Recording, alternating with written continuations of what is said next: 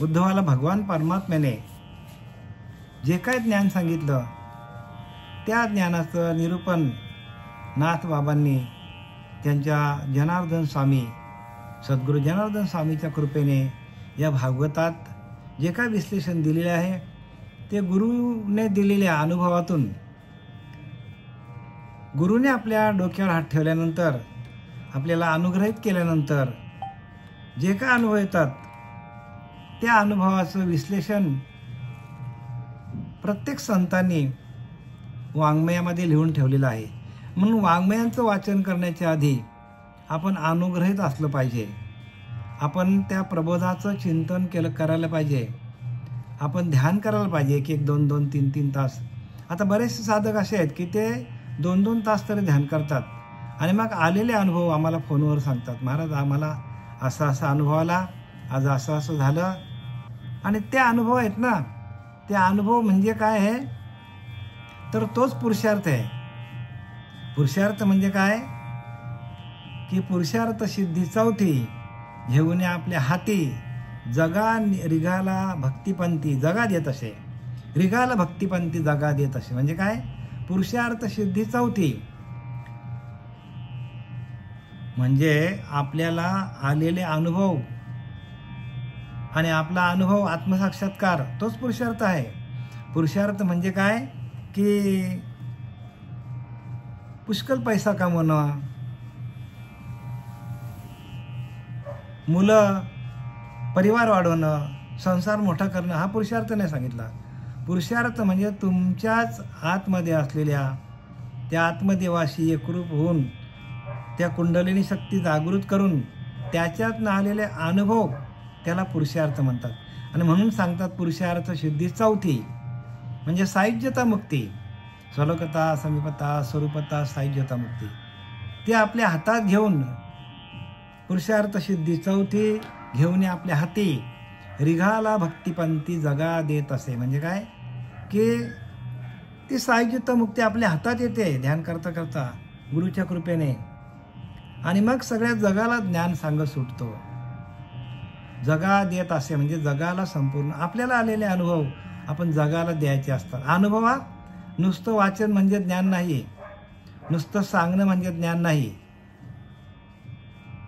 आपल्याला दिलेल्या नामातून आलेले अनुभव ते आपल्या हातात यायला पाहिजे। हरी आला हाता मग काय भय चिंता, तो हरी आपल्या हातात यायला म्हणजे तो नाम, ते चिंतन, त्या भगवंताचा अनुभव आपल्या हातात आल्यानंतर मग आपल्याला व्यासपीठावरनं बोलण्याची अनुज्ञा केली जाते आणि त्या दिलेल्या अनुज्ञेतून लोकांना आपल्याला ज्ञान देता येतं म्हणजे लोकांना आपल्याला सजग करता येतो, ज्ञान देता येतो। तर ज्ञान वाटपाचं कार्य आपल्या हातातून होतं, पण आपल्याला अनुभव यायला पाहिजे।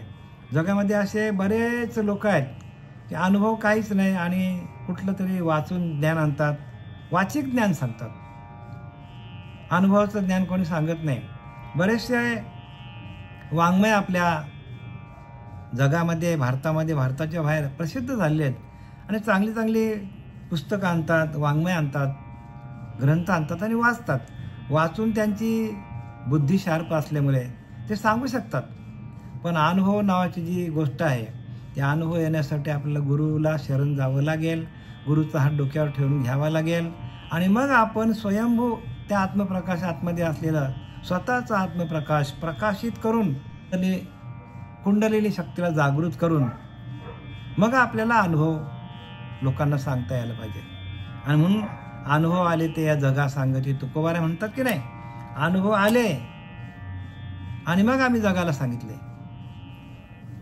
माझी पावाव या स्वरूप स्थिती मलिनाची या चित्तशुद्धी वेद अधर्म प्रतिपादी त्यागवी निषेधी विषयांते। माझ्या स्वरूपाची प्राप्ती आणि पातकी लोकांची चित्तशुद्धी होण्यासाठी वेदाने स्वधर्माचे आचरण करावे असे प्रतिपादन केले आहे। वेद काय सांगतात तुम्हाला, 4 वेद 6 शास्त्र एवढ्यासाठी सांगतात की आपले चित्त शुद्ध होण्यासाठी वेदांचा अभ्यास करायचा आहे। म्हणजे वेदामध्ये जे जे लिहिलेलं आहे त्या पद्धतीनं आपण आपलं आचरण करतो का, हे फार महत्त्वाचं आहे. नाही तर आपल्या मताने आपण चाललो, मनोमार्ग गेला तो तेथे चिमुकला, ज्ञानवरा सांगतात. मनाच्या मार्गाने न जाताना वेदांनी जे काय लिहून ठेवलेलं आहे त्या वेदांचं सार आपल्याला कळलं पाहिजे. ऋग्वेद, यजुर्वेद, अथर्ववेद, सामवेद ह्या 4 वेदांनी जे जे काय लिहून ठेवलं आहे. पण एक लक्षात ठेवा, सद्गुरु कृपा तुमच्यावर झाली साधकावर तर हे 4 वेद वाचण्याचीही गरज लागणार नाही. कारण लिहिले का नाही, वेदांनाही नाही कळला अंतपार ह्याचा, कानडा राजा पंढरीचा. हे कुठलंच वाचन करायची गरज नाही. एकदा का त्या भगवंताचं स्पर्श झालं, एकदा का त्या भगवंताची अष्टसाती भाव आपल्या अंतःकरणामध्ये जागृत झालं, एकदा का ती कुंडलिनी शक्ती जागृत झाली तर आपल्याला शास्त्राचा अभ्यास करण्याची गरज नाही. पण शास्त्र का वाचावं? आपल्याला स्वतःच्या अनुभूतीसाठी, म्हणजे आलेले अनुभव आपले बरोबर आहेत की नाही त्याची शहानिशा करण्यासाठी आपल्याला या वेदांचा अभ्यास करावा लागतो. ज्ञानोबराया, तुकोबराया, नाथ महाराज, जनाबाई जे जे त्यांनी ग्रंथ लिहिले किंवा जे जे अभंग लिहिले की ज्या अभंगाचा कधीच भंग होणार नाही, ज्या अभंगाचा कधी भंग होत नाही असे अभंग त्यांनी लिहिले. ते आले कुठून? तर त्यांची कुंडलिनी जागृत झाल्यानंतर त्या कुंडलिनी जागृतीच्या अवस्थेतून त्यांना आलेली ज्ञान, त्यांच्या अंतःकरणामध्ये जे ज्ञान प्रकाशित झालं आणि ते प्रकाशित झालेलं ज्ञान त्यांनी आपल्या अभंगातून लिहून ठेवलेले आहेत. आणि म्हणून एकदा का त्या भगवंताचा स्पर्श झाला, म्हणून लिहिले की वेदांनाही नाही कळला अंतपार ह्याचा, असा तो कानडा राजा पंढरीचा.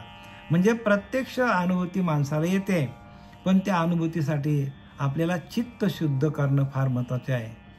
आपल्याकडे कुठलेच विषय पिंडामध्ये पाहिजे नाही, आपल्याकडे पूर्णपणे वैराग्य पाहिजे. आणि वैराग्य, चित्तशुद्धी ह्याच्यासाठी आपल्याला वेदांचा अभ्यास करायचा सुरुवातीला आपल्याला. म्हणून इथं काय लिहिलंय की माझ्या स्वरूपाची प्राप्ती ही चित्त शुद्ध होण्यासाठी करायची असते. एकदा का त्याचा स्पर्श झाला की चित्त शुद्ध होतो. त्या नामाचा स्पर्श झाला तर लगेच चित्त शुद्ध होतो. जसं एखादा लोखंड आहे, त्या लोखंडाला एकदा का त्या परिसाचा स्पर्श झाला तर संपूर्ण लोखंडाचं सोनं होऊन जातो आणि परत ते सोनं लोखंड होत नाही. तसे एकदा का त्या स्वरूपाशी एकरूप झाला तर परत माणूस काय करतो, या संसारातल्या व्यथा त्याला काहीच करू शकत नाही. संसारामध्ये व्यथा आहेत पण त्या संसारातल्या व्यथा त्याला स्पर्श पण करू शकत नाही.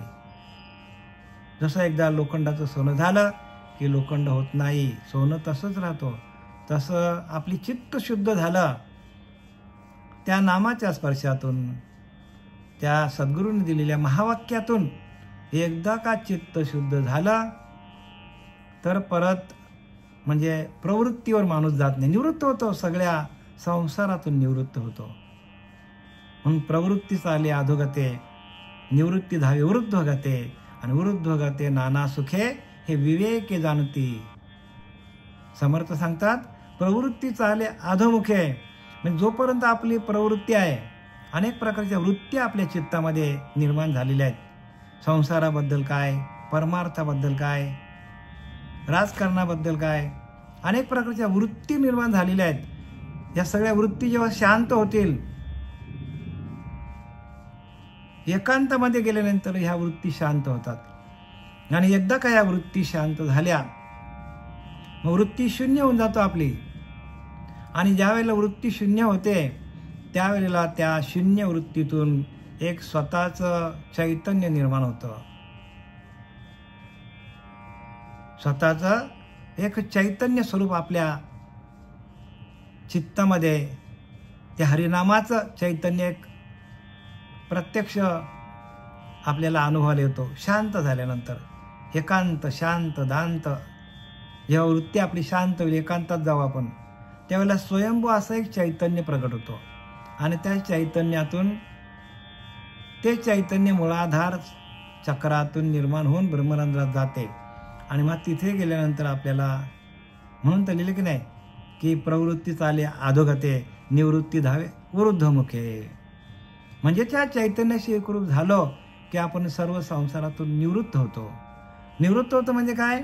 संसारातल्या कुठल्याही दुःख आपल्याला छळत नाही, कारण आपण त्या परब्रह्मतत्वाशी एकरूप होतो. त्या चैतन्यरूपी परमात्म्याशी आपण एकरूप होतो. म्हणून योगिया जो म्हणिजे तो देवांचा देव जाणिजे, ते सर्वस्व माझे चैतन्य तो. ज्ञानोबाला सांगतात, योगिया जो म्हणिजे तो देवांचा देव जाणिजे. सगळ्या देवांचा पेक्षा मोठा देव तो योगी. आणि सर्वस्व माझे चैतन्य तो, म्हणजे माझा जीव की प्राण.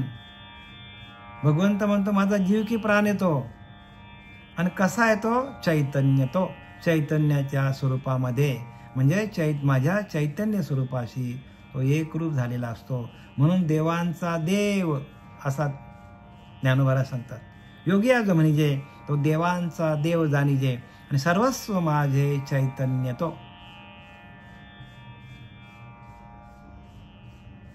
म्हणजे सगळे वेद कशासाठी वाचायचे आपल्याला? तर चित्त शुद्धीसाठी. आणि आपला चित्त शुद्ध झाला की चित्त शुद्ध तरी शत्रू मित्र होती. शत्रू पण मित्र होतात. चित्त शुद्ध तरी शत्रू मित्र होती, व्याघ्रने खाती सर्पतया. बघा जंगलामध्ये किती लोक बसलेले असतात. हिमालयामध्ये गेलात तर कितीतरी साधू बसलेले आहेत. पण असं कधी आपल्याला ऐकायला आलंय का त्या साधूंना वाघाने खाल्लं?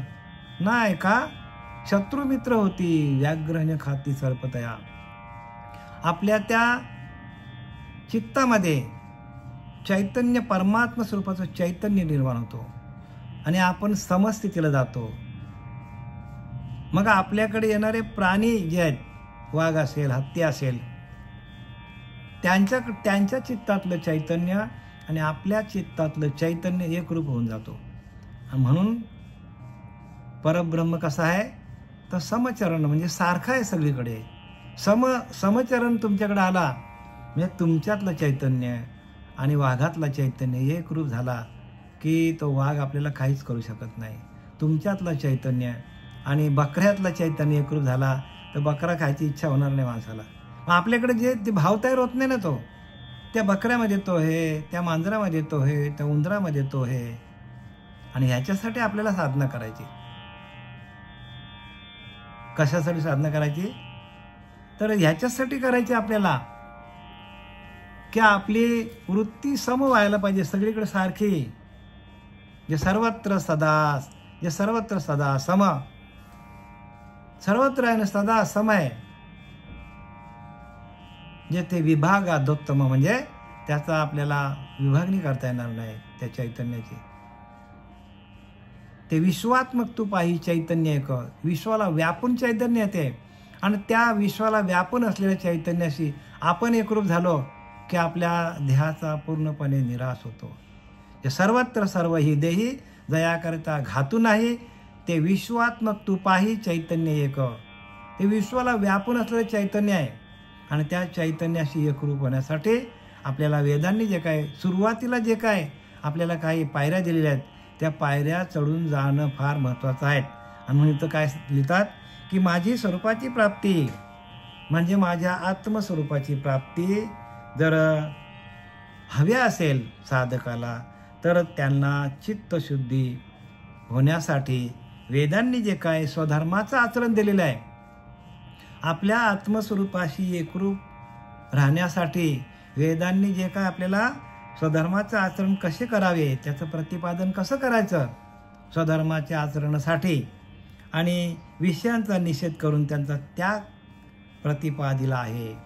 आणि विषयांचा निषेध करायचा आणि विषय कसे त्यागायचे हे ज्या वेदांनी सांगितलेले आहे त्या वेदांचा अभ्यास आपल्याला करता यायला पाहिजे. वेदांचं वाचन करा, अभ्यास करा. कारण आपल्याला वेद जे काय सांगितलंय वेदांनी ते भगवंताच्या श्वासातून निर्माण झालेले वेद आहेत. भगवंताच्या घोरण्यातून निर्माण झालेले वेद आहेत. म्हणजे भगवंताच्या रोमारोमातून जे ज्ञान प्रगट झालेलं आहे ते तर अग्निहोत्रादी विधान यज्ञांत कर्माचरण ते चित्तशुद्धीचे कारण वैराग्य दारुण उपजवी. त्या कर्मातील अग्निहोत्र आणि यज्ञ कर्म हा चित्तशुद्धीचा उपाय. बघा काय सांगितलंय की अग्निहोत्र आणि यज्ञ कर्म जे आहे वेदांमध्ये सांगितलेला त्याच्यातून प्रत्येक साधकाची चित्तशुद्धी होते आणि चित्तशुद्धीचे उपाय सांगितलेत त्याच्यामध्ये वेदांमध्ये. आणि त्याने तीव्र वैराग्य उत्पन्न. एकदा का चित्त शुद्ध झाला तरच आपल्याला वैराग्य उत्पन्न होतो. चित्तामध्ये तामसी गुण आहे, रजगुण आहे तर आपल्याला वैराग्य येणार नाही. चित्तशुद्धीसाठी आपल्याला सत्वशील व्हायला पाहिजे, सत्वगुणांची वृद्धी व्हायला पाहिजे. म्हणून सत्वगुणे भगवत भक्ती. सत्वगुणातून भगवंताकडे जाता येतो. आणि रजगुणे पुनरावृत्ती. रजगुण असेल तर परत आपल्याला जन्माला यावं. आणि तमोगुणे अधोगती. आणि तमगुण आपल्याकडे वाढला तर आपल्याला अधोगतीला कुत्रा, मांजर, बकरा जे काय असेल त्या योनीमध्ये जावं लागेल. आणि म्हणून त्यांनी काय सांगितलंय, तीव्र वैराग्य पाहिजे आणि दोन्ही जगांतील विषयांची आवड नाहीशी होऊन. आणि काय सांगितलंय की विषयांची आवड पण आपल्याला कमी व्हायला पाहिजे. विषयांची आवड आपली जशी जशी कमी होईल तसं तसं आपल्याकडे वैराग्य आपल्याला शोधत येणार आहे. म्हणलेले की नाही, विरक्ती वाचुनी काही या ज्ञानास तज्ञच नाही. जोपर्यंत विरक्ती नाही तोपर्यंत आपल्याकडे कुठलाही ज्ञान आला तरी टिकणार नाही. लिहून घ्या. जे माणसं मटण मच्छी खातात त्यांचे गुण वाढतात आणि गुण हेच काय करतात, परत माणसाला जन्माला घालतात. जन्माला येणं आणि मरणं हे गुणांच्या माध्यमातून आहे. जसं जसं आपण जैसे जैसे खावे अन्न तैसे तैसे होते मन. मग आपण जर पूर्णपणे सत्वशील असेल, सात्विक आहार आपण घेत असाल तर पुढे आपले चित्त शुद्ध होतो. आणि आपण जर तामसी आहार खाल्ला तर तमगुण राक्षसी, सत्वगुणात ते ग्रासी. तमगुण काय करतो, राक्षसी वृत्तीचा तमगुण आहे आणि सत्वगुणांना खाऊन टाकतो. आणि म्हणून आपल्या विरक्ती होत नाही, विरक्ती येत नाही आणि विषय आपले वाढतच चाललेले आहेत. आपण एक विषय भक्षण केला तर त्याच्यामागे अनेक मालगाडीचे डबे असतात. कसे हे काम आला की क्रोध, लोभ, मोह, दंभ, संशय, चिंता एकामागून एक एकामागून एक येतच असतात आणि आपण त्या सगळ्या विषयांमध्ये गुरफटला जातो. आणि विषयजनित जे जे सुख तेथेच आहे परम दुःख. समर्थ सांगतात जिथे विषयजनित सुख आहे तिथंच दुःख आहे. कसं दुःख आहे तर गलगिलता गोड वाटे, ओढून घेता घसा फाटे. जसा एखाद्या माशाने, तो रसनेचा विषय, तो माशाने खाल्ला रसना तर वरती उभा असतो, लगेच खेचतो कोळी तो आणि त्याला आपटून मारतो, त्याला त्या माशाला खेचतो त्याला. तसं आपली रसना जी आहे ते आपल्याला काय करते, त्या विषयांकडे नेते. रसना आली की लगेच तिथे काम आला, क्रोध आला, लोभ आला, सगळंच आला तिथे. म्हणून जेने जिंकली रसना, तृप्त जयांची वासना, जयास नाही कामना, तो सत्वगुण. समर्थ सांगतात जेने जिंकली रसना. रसना जिंकली की तुमच्या सगळ्या इंद्रियांवर काय होईल, इंद्रियांवर तुम्हाला ताबा मिळवता येईल. एक रसना आपल्या हातातनं गेली तर मग आपण वासनेमध्ये गेलो. म्हणून जेने जिंकली रसना. का सांग, आपल्या पंथामध्ये का सांगतात की मटण मच्छी बंद करा, माल घाला? हे कशासाठी? हे एवढ्यासाठी की आपल्याला त्रास देणारे आपले विषय आपल्या आतमध्ये आहेत आणि आपण त्यांना वाढवतो, आपण त्यांची तहान भागवतो विषयांची, मग ते वाढतच जाणार. मग ते एकदा वाढले की आपल्यातला सत्वगुण निघून जातो, तामसी वृत्ती होते. म्हणून तमगुण राक्षसी, सत्वगुणात ग्रासी, खाऊन टाकतो सत्वगुणाला.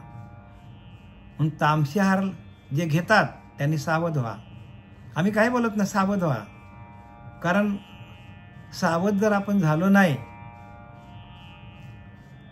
तर मग पुढे आपल्याला जे काय भोग येतील आपल्याला अधोगतीचे, ते ज्याचं त्याला इथे कोणी बा कोणाचे केले, ज्याचे त्याने अनहित केले, आपणच आपला अनहित करतो. म्हणून काय लिहिले ते की त्या कर्मातीत अग्निहोत्र आणि यज्ञकर्म हा चित्तशुद्धीचा उपाय असून त्याने तीव्र वैराग्य उत्पन्न होतो. माणसाला वैराग्य उत्पन्न होतं त्याच्यातून, आणि दोन्ही जगातील वैराग्य उत्पन्न होतो. दारुण वैराग्य उत्पत्ती इहमूत्र विषय निवृत्ती, तेव्हा साधकास माझी प्राप्ती सहस्थिती स्वभावे. एवं कर्मकांडाची स्थिती विधिनिषेध वेदोक्ती, साधकांची माझी प्राप्ती जाण निश्चिती या हेतू. आणि साधकांना जर माझी प्राप्ती पाहिजे असेल तर दारुण वैराग्य पाहिजे.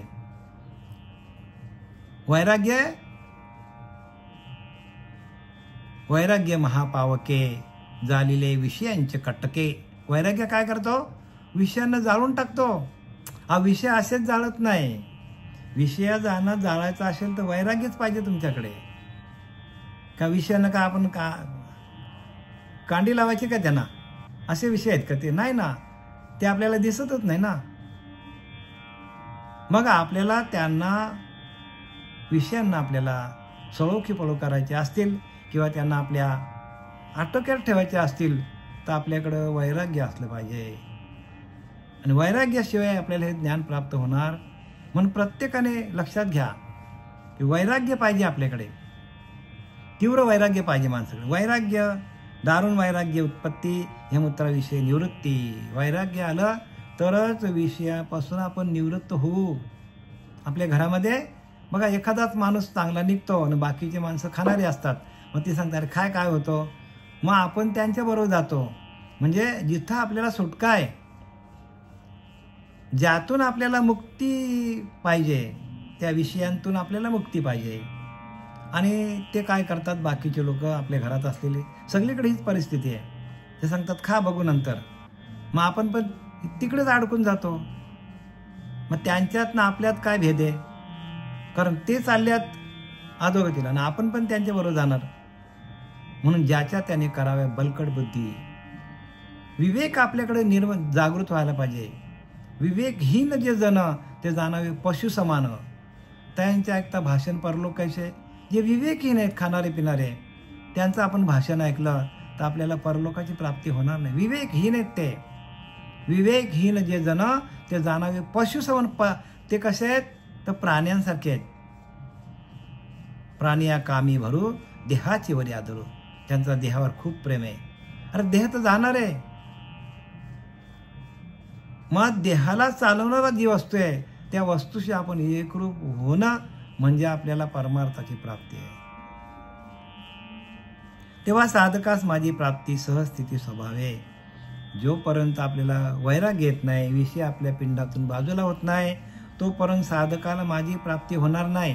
आणि विषय आले, विषय गेले, वैराग्य आला तर तुम्हाला माझी प्राप्ती स्वभावताच आहे. सहज आहे, सहज स्थितीला आहे, सहज आहे. आपली भगवंताची प्राप्ती सहज आहे. लिहिले की नाही, सहज देवा असतची असे. देव सहज आहे,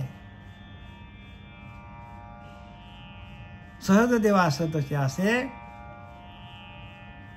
आणि त्या सहज देवाला आपल्याकडं सहज आहे 21,600 जपा, नेमून गेल्या जपा. 21,600 काय तर तोच आपला देव आहे. 24 घंट्यामध्ये आपला श्वास जातो येतो 21,600 वेळा. तो आपला परमात्मा. एवं कर्मकांडाची स्थिती विधिनिषेध वेदोक्ती, साधकांशी माझी प्रीती जाण निश्चिती आहे हेतू. आणि पुढे लिहितात विषय परम बाधा देखती, परित्यागी नाही सामर्थ्य शक्ती. विषय परम बाधा देखती. विषयच आपल्याला काय करतात? बाधा आणतात. परित्यागी नाही सामर्थ्य शक्ती. आणि त्या विषयांना त्यागण्याची शक्ती आपल्याकडे नाही आहे. आणि म्हणून श्रीगुरूला शरण जायचा असतो. श्रीगुरूंच्या सातत्याने संपर्कात का राहायचा? तर विषय आपल्याकडे त्यागण्याचं सामर्थ्य अजिबातच नाही माणसाकडे. आले मना आणि गेले दुकाना. आणि म्हणून सद्गुरू आज्ञाप्रमाण लिहिले. गुरूंच्या आज्ञेत थांबत नाही जो माणूस, त्याला आयुष्यात कधीच ज्ञान होणार नाही. म्हणून सद्गुरू आज्ञाप्रमाण, सद्गुरू वचन हृदय धरी, तोच मोक्षाचा अधिकारी. सद्गुरूंनी दिलेल्या वचनाला आपण जागृत राहिलो तरच आपल्याला मोक्ष मिळणार आहे, तरच आपल्याला परब्रह्माची प्राप्ती होणार आहे. आणि सद्गुरू वचन आपण हृदयात धरतच नाही. सद्गुरूच्या आज्ञेमध्ये शक्ती आहे. आता आपल्याला जे काय गुरुकृपेने जे काय आपल्याला ज्ञान मिळतो, हा निरूपण ऐकायला मिळतो, हे गुरुची कृपा आहे. म्हणून ती कृपा आपल्याला कृपा दृष्टीने हालेले आणि आपल्या पदी बैसविले, आपल्या पदावर बसवतात ते गुरु. पण कृपादृष्टी असली पाहिजे. आणि कृपादृष्टी कधी होईल तर त्याच्यासाठी नियम आहेत ना आपल्याकडे. आपण नियम बाह्य जाऊन भगवंताला प्राप्त करूच शकत नाही. आयुष्यात करू शकत नाही. पण त्या विषयांमध्ये अडकलो तर ते आपण आयुष्यात निघू शकत नाही.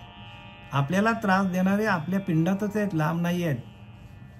पूर्वी राक्षस बरेच होते बरं का, मोठे मोठे राक्षस होते, पण हाताच्या बोटावर मोजणारे होते.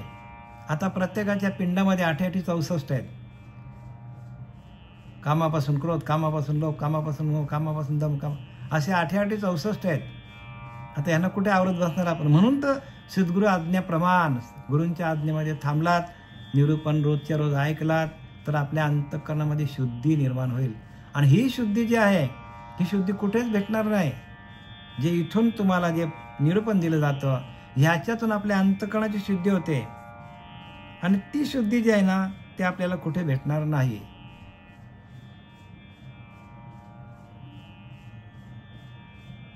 एवं कर्मकांडाची स्थिती विधिनिषेध वेदोक्ती साधकांशी माझी प्राप्ती जाण निश्चित या हेतू. आणि साधकांना त्याची प्राप्ती होते निश्चित या हेतू. विषयी परम बाधा देखती परी त्याशी नाही सामर्थ्य शक्ती. विषय आपल्याला त्यागावेसे वाटतात पण ते विषय त्यागण्यासाठी आपल्याकडं सामर्थ्य नाही आहे. आणि म्हणून गुरुच्या आज्ञेमध्ये आपण थांबलो तर गुरुच्या आज्ञेमध्ये ताकद आहे. सद्गुरू आज्ञाप्रमाणे लिहिले की नाही, आज्ञेशी प्रथम वंदावे आणि हरिभक्तीस सादर व्हावे. आज्ञेशी प्रथम आज्ञा असेल त्याप्रमाणे आपण चालायला पाहिजे. ऐशी या साधकांप्रती वेदे मदभक्ती द्योतिली. अशी साधकांना त्या 4 वेद 6 शास्त्र 18 पुराणांनी आपल्याला वेदे मदभक्ती द्योतिली. वेदांनी माझी भक्ती कशी करायची ती सांगितली. तेथ मंत्रमूर्ती उपासना माझे सगुण अनुष्ठान तेथ करिता अनन्य भजन रजतमे जान नासती. आता रज आणि तम हे गुण कसे घालवायचे त्यासाठी तेथ मंत्रमूर्ती उपासना म्हणजे मंत्र घ्या, उपासना करा, मूर्तीची पूजा करा. माझे सगुण अनुष्ठान आणि माझा अनुष्ठान जो आहे सगुण मूर्तीची पूजा करायला सांगितले. ते तर करिता अनन्य भजन. पण कशी करायची? अनन्य भावाने करायची. अनन्य भजन म्हणजे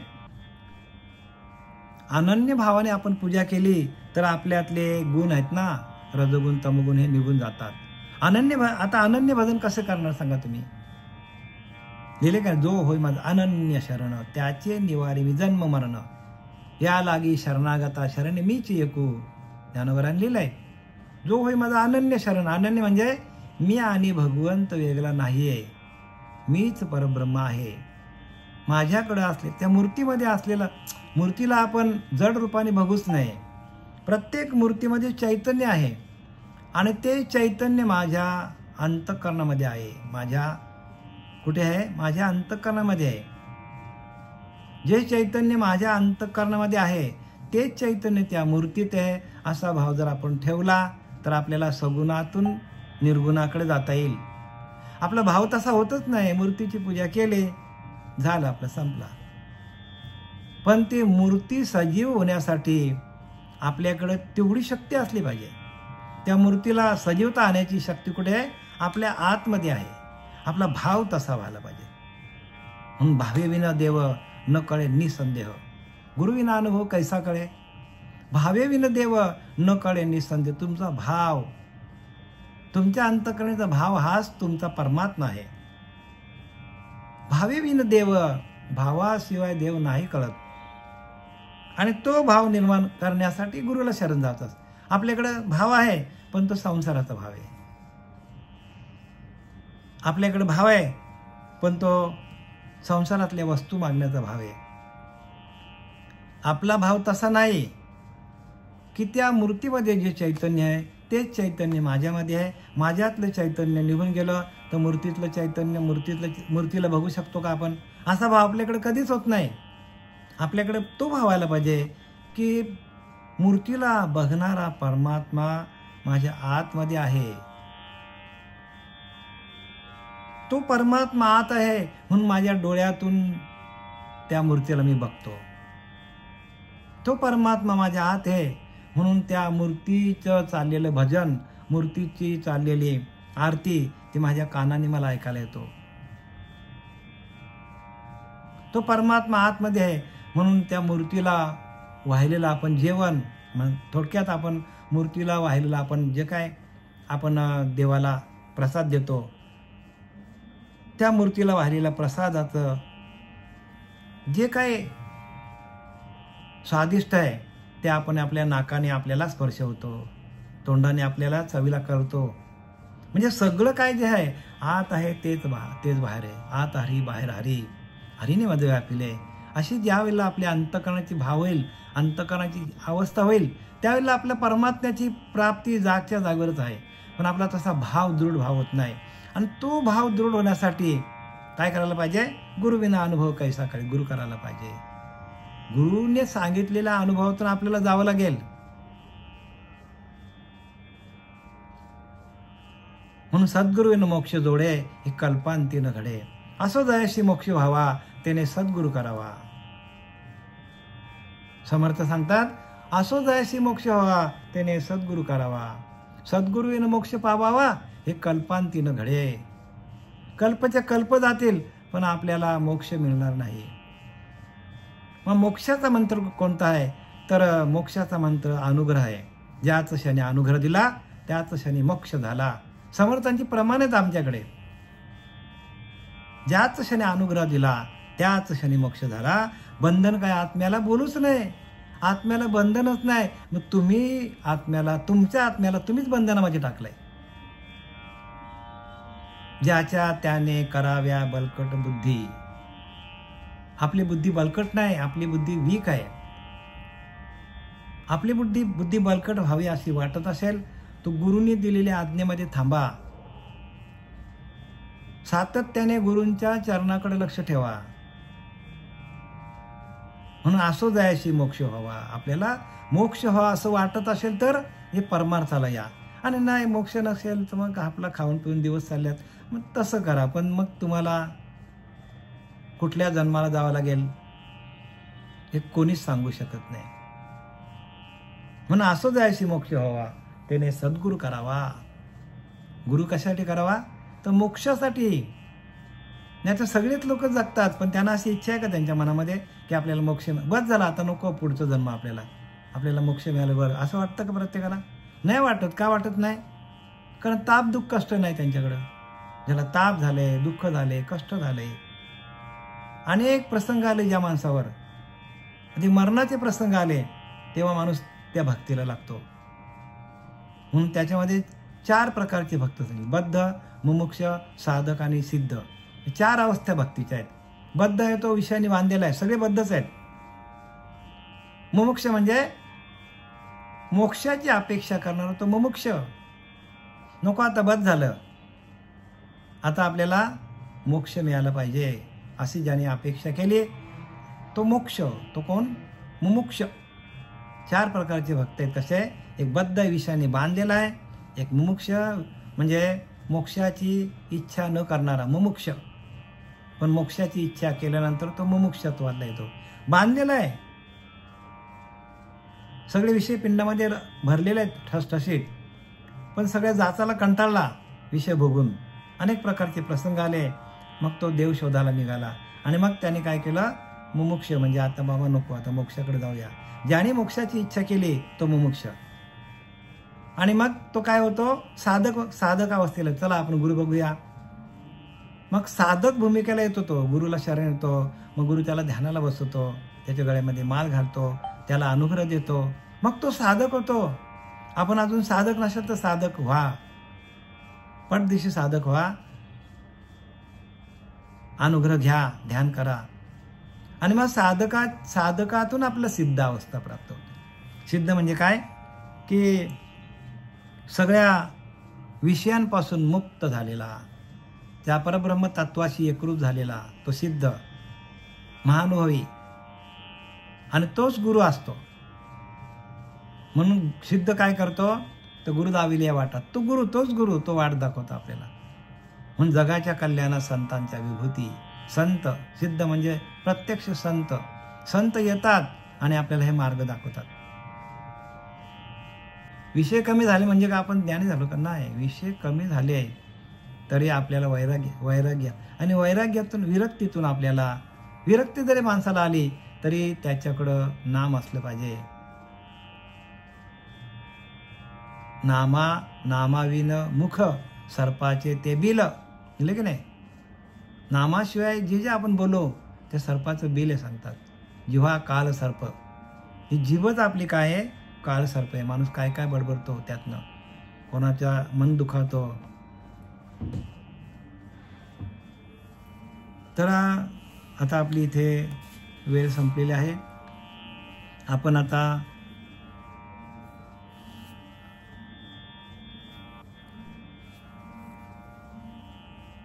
एकनाथी भागवत अध्याय 21 आणि श्लोक क्रमांक 42 आहे, नाही 43 आहे, आणि त्यातली ओवी क्रमांक 465 पर्यंत आपण आलो. झालेली सेवा आपले सच्चिदानंद सद्गुरू श्रीपाद बाबा, रामदास बाबा, नाना बाबा, पांडुरंग देवकर यांच्या चरणी समर्पित.